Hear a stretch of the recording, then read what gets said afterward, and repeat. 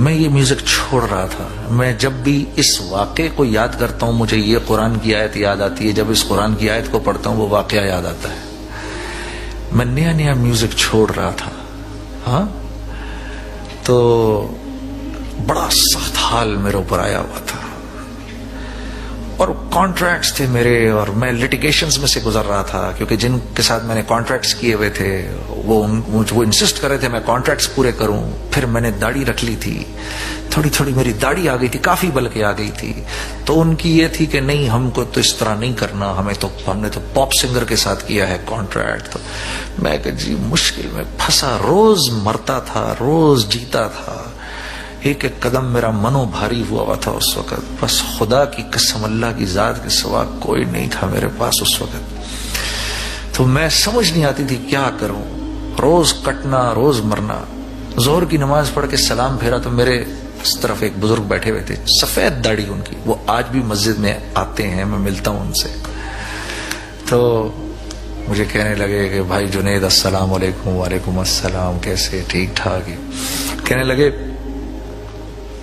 सुनो मेरे बेटे की शादी है। मैंने कहा हजरत मुबारक हो, आप बुलाएंगे तो आऊंगा। तो कहने लगे नहीं हाँ हाँ वो तो आओगे, एक बात कहनी है तुम्हें। मैंने कहा जरूर कहें। थोड़ा सा पॉज किया, फिर कहने लगे देखो मेरा बेटा कह रहा था कि जुनेद जमशेद आपकी मस्जिद में नमाज पढ़ते हैं, तो अगर हो सके तो उससे कहें कि जो मेरा हमारे घर में जो मेहंदी का फंक्शन है वो कर दे। वो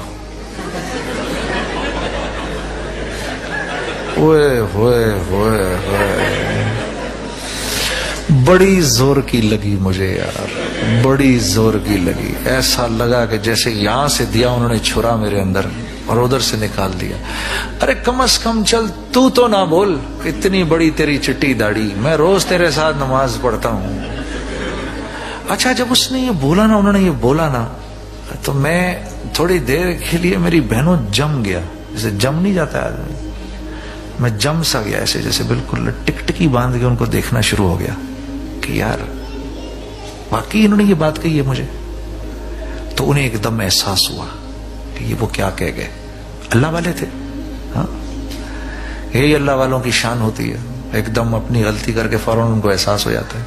उनको एकदम एहसास, मुझे कहने लगे ओह मुझे माफ कर दो यार, मुझे माफ कर दो, मुझे नहीं कहना चाहिए था, बस क्या करता, इकलौता बेटा है, ये कहा उन्होंने, इकलौता बेटा।